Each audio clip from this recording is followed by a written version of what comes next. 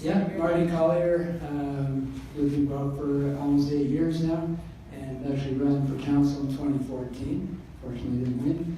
I know what it's like to work and to try to get elected and how much work that takes. So my question to each of you is how much time between April 5th, when you're elected to be the candidate, and October 19th, the actual election day, will you invest in your election run? We've watched Mike Schreiner. He was leader for a long time. He was full-time in there, and I think we need the same kind of person. I was wondering how much time, given your other obligations in your life, into this run. Thank you, Marty. We'll start with Jax. Thank you. So one of the really great things about being so young is that I don't have a career. So I have a lot of free time. And I think that's also why I chose to run, was the fact that it fit with where I was in my life, and therefore I could do it. So I'm very happy to run full time. I am so obsessed with politics right now because it's my future, so I don't think there's any reason for me to just walk away right now. I am always about it. Even before I was running, I would always obsessively read about what was happening. So it's just kind of up my alley, and I would be very happy to commit full time.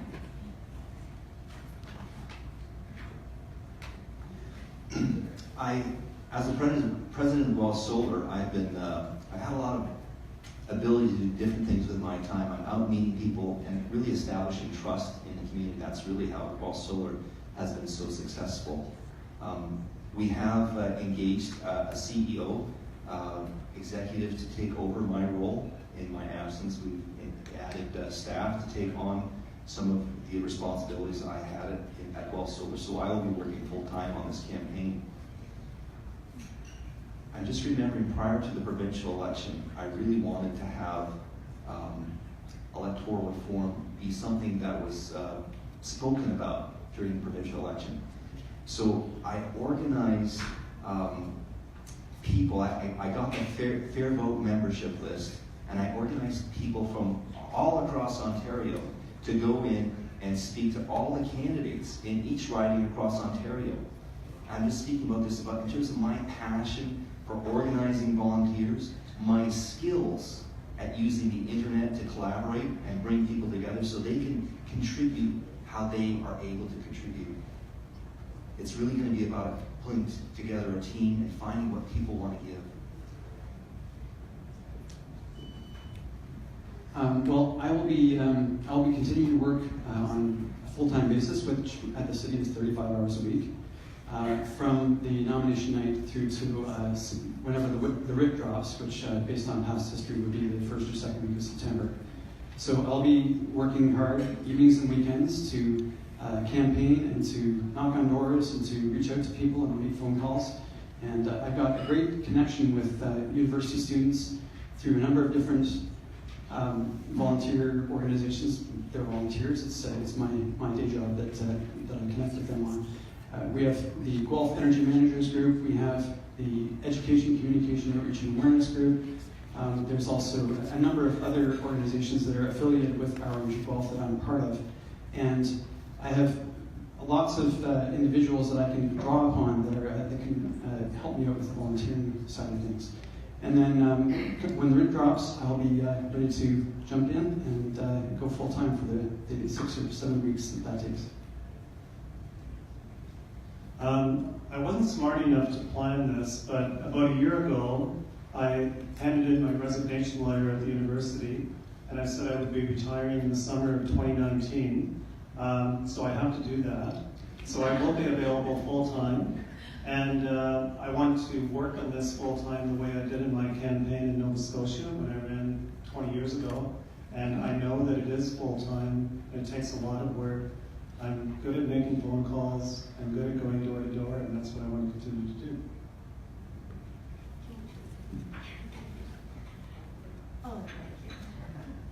Thank you for your question, Marty. I appreciate this one.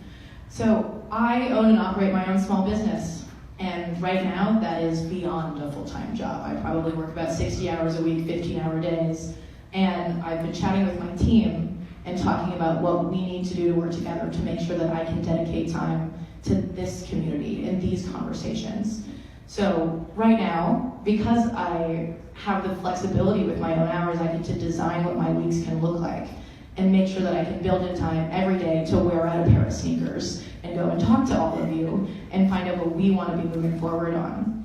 I know in the summer, the Making Box is dark for the months of August. That's when my summer camps end, and I have time to come out and join you. And I'm beginning training as well to have someone step in to take over my role at the Making Box, which I'm very excited about and also very sad about because I love what I do. But what I do at the Making Box, I'm doing on a small scale right now here in Guelph. And by doing this, I get to bring listening, connecting, and responding, fostering trust and flexibility and productive collaboration in a much larger scale. So I don't feel like I'm losing anything or letting anything go by dedicating more of my life to this.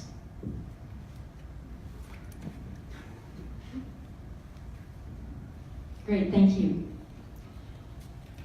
We'll jump to a pre-prepared question, or a bit of my twist on one of the pre-prepared questions, as I've been told I'm allowed to do. I would like to ask all of you, what are your top 3 policy priorities for the campaign, should you be chosen as the Guelph candidate, the Green candidate in Guelph?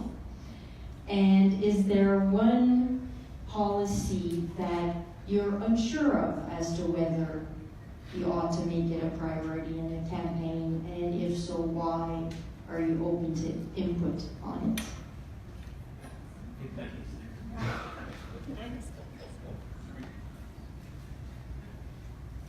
Small business is really important to Guelph, and Guelph is actually facing a huge vulnerability right now. Linamar manufactures automotive engines and transmissions. We are going to see our economy head towards electric vehicles in a big way. Linamar may be fortunate enough to pick up some of that work. As that happens, they're going to change all their lines over. They're going to be automated. They're going to be robots. So if you've got 10 people on the line right now, it's going to go down to 3. We have a huge economic job crisis impending to Guelph. We need to start up we need an army of tradespeople retrofitting our homes, creating high efficiency, low carbon jobs here in Guelph. Democracy, as I pointed out, is in a terrible state in Ottawa. We have our country being run by big money. We really need politicians, our MPs, who can stand up and represent their local people. Urgently, we need to change that. The other issue that I'm questioning, I should bring this forward or not, the war is just winding down in Syria. There's 35,000 ISIS militants that have been gathered into the Syrian Democratic Coalition. And I think we need to have a truth and reconciliation process where Canada engages to keep the violence from spreading all across the world. Thank you. My 3 priorities are first, climate change, second, electoral reform, and finally, education of women in developing countries. I don't think I need to spend a whole lot of time talking about climate change. It's something that's on all of our minds, and maybe I'm being presumptuous, but because I spend my entire working life dealing with it, I feel like it's got a lot of attention.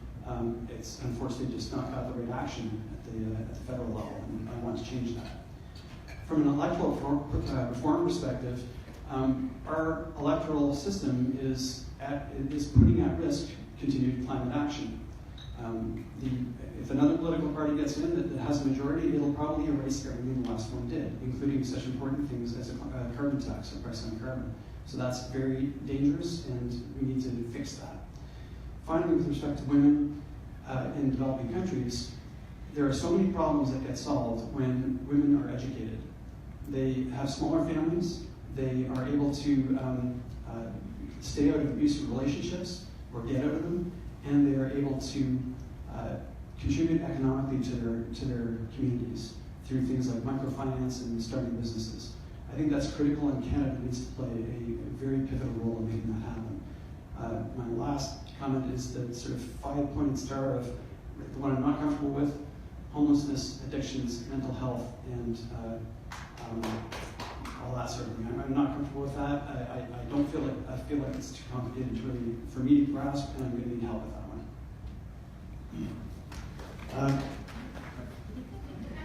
I'm going to need help with all of them, I'm quite sure. And I very much want your input in all of these, and if I am elected, I'll see it as the beginning of a relationship of trust. My first priority would be reducing greenhouse gases with a carbon tax. I think we have to reclaim the word tax and look at tax as being a very positive way to have impact, and it's simple and it sends clear signals to businesses so that they can prepare. Secondly, I'd like to enable B Corps, social impact investing, perhaps a climate bank, so that those of us who have some money in savings can assign it to ways that we can have impact with our money. And thirdly, I would like to see a guaranteed annual income.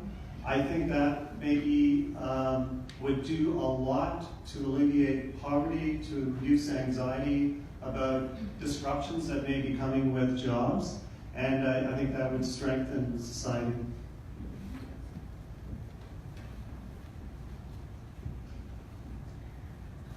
I'm reluctant to even give you my top 3 without having really effective, authentic conversations with as many people as I possibly can. I will tell you personally what I'm thinking a lot about, and that is, out of the six things on our vision point with Green, it's people. And there's so much policy revolving around how we can support our communities and the people that we want to. Like, this is our most important resource, is the people in Canada. And so policies around empowering them, making sure that we are finding equality. Like, I still think it's ridiculous that there is a wage gap. I think that's baffling. And as a woman, I completely agree that we need to focus on education and equality for all of these communities, whether it's our Indigenous people or LGBTQ person. I identify as pansexual. I can represent a lot of these communities that we don't necessarily hear. So I want to focus on that. That's my priority. And I want to make sure I'm hearing from all of those communities before I even make my top 3 list. You were mentioning, Ralph was mentioning poverty and making sure that we can take care of everybody. Time poverty is a real thing. And that basic income is very appealing, especially I do a lot of work with adults with developmental disabilities and exceptionalities. And if we can help them live more full, enriched lives just by providing them with a basic income, and do that for everybody, that's a huge priority for me. Thank you. Okay. Well, it's nice to know there's another pansexual on the board. That's great. So for me, I think universal basic income is a huge issue, and I think that a lot of people don't directly see it as a tie to climate change, but I firmly believe that in order for people to be green, they have to afford to be green. And as someone that has been on Ontario Works Welfare, I can tell you it is not enough. It is terrible. It is so much bureaucratic loopholes, and it definitely discriminates. In April 2018, a report came out that a Canada-wide program similar in the style of the Ontario one that was unfortunately cancelled would cost a net $43 billion, which is approximately 10% of the entire annual federal budget, and that's not even counting the savings from eliminating the social programs like welfare and disability that you would get to do if you had an annual basic income. And so by doing that, you're giving people independence back. People can live in independent housing, and it really will boost the economy. So universal basic income is a huge one. Obviously, climate change, immediate divestment from fossil fuels, no more pipelines. But also, in order to fund these social programs, I think we need to tax the highest polluters, which is the 1% and the wealthy, and I think there needs to be a wealth tax in Canada. And finally, I think all that money would need to be invested into green energy and re-education and proper training. Yeah. Okay, thank you. We have a question from the floor. Thank you. My name is Ali English. I want to thank you all for your dedication to these issues. My question is one that's close to my heart. It's about the future of agriculture. And I wondered if you might all share your thoughts and your strategies for supporting sustainable agriculture, given our increasing understanding of the potential it has for mitigating climate change, for supporting biodiversity, and also the economic benefits from family farms selling local food to their communities. Yes, I look forward to hearing your thoughts. Thank you.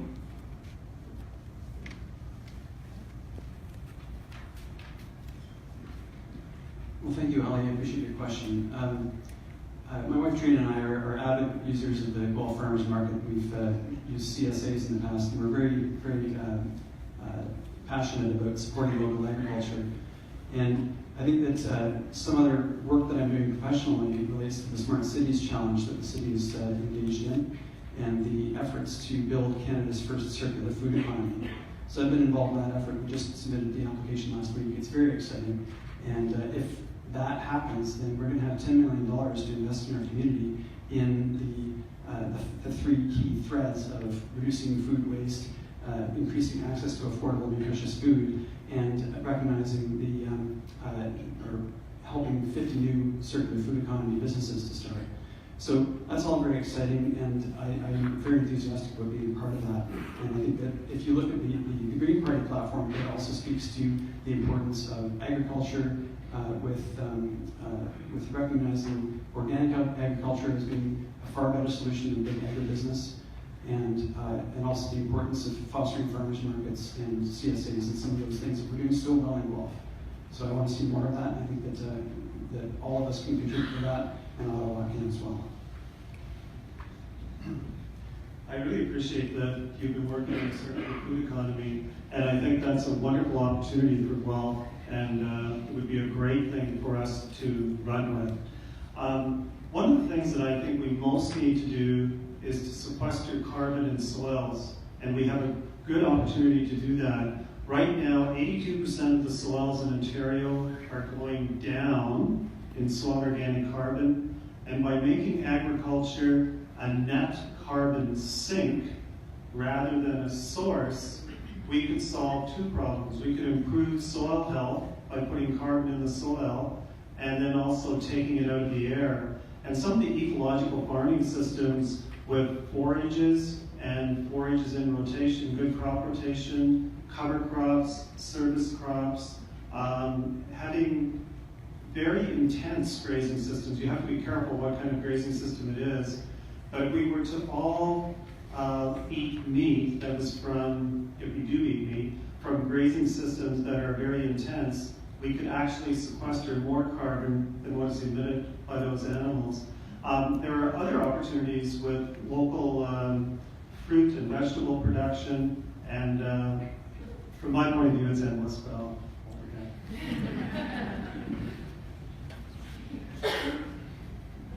Oh, Ralph, I want to talk to you forever about that. That's amazing. So for me, Guelph was very inspiring when it came to this. Like, I lived in Toronto for 10 years, and when I came to Guelph, this community opened my eyes to how important these things are. Going to the Guelph Farmers Market and seeing local people working on this. And I was part of the C-Base program at the University of Guelph, which was a hub for entrepreneurs to work on new projects, and many of them are in these really amazing processes of developing inventions to help us work on these problems. So I would love to meet as many people, definitely talking to Ralph about this, to foster these conversations and find the right person to answer this question, because I'm really good at asking questions and finding the answer, but I don't think I'm an expert on this one, but I can definitely find the conversation and invite people into it. Yeah, Ralph totally won this one. Like, this is just tailored for you. And I'm a city kid, so once again, I have no knowledge of this. I have no idea how farms even work. My extended family is very disappointed in me for this. And so one of the things I do recommend, and this is what I've said over and over, is that I feel like politicians don't listen to the experts. And so I feel like in this instance, it would be one of them where, as a politician, I would listen to the experts and they would tell me what they need and what they feel is best for their system, and we've seen more and more big agriculture destroying smaller farms. And we've also seen that there are government subsidies for large-scale production, and I think we need to move those over onto local organic farming to give them the boost that they need. And I know the technology is going to be coming in and modifying farming, which is always so fun to hear. You know, I hear about hoverboards and they're like, but also it can make crops do the thing faster. So technology, it's everywhere. So this really is a very multifaceted issue, which I think a lot of people don't think of when they think of farming. So I would totally support a circular economy. That's something that I've seen again and again mentioned, and I think that's a great idea. I grew up on a farm in northern Alberta, and we were dirt poor. And that's because the dirt that we had was really poor. It was called gray wooded soil. There had been forest fire after forest fire through there. What Ralph was talking about in terms of having carbon stored in the soil, that is really what made our farm go from a poor farm to a vibrant farm. I love thinking about the soil being alive, educating people about life in the soil, and having that be the foundation of health in our bodies. I think that's foundational in terms of what makes sustainable agriculture. It has to do with how it serves our health and how we can be more alive and more healthy if we support our soil instead of mining our soil and destroying our soil. And in many ways, big money running our democracy is undermining good policy and having our universities do the research and supporting really good, healthy food for Canadians. I'm going to mention Linamar is starting to build more and more agricultural equipment. There's lots of opportunities for Guelph's economy to move forward as we support sustainable agriculture.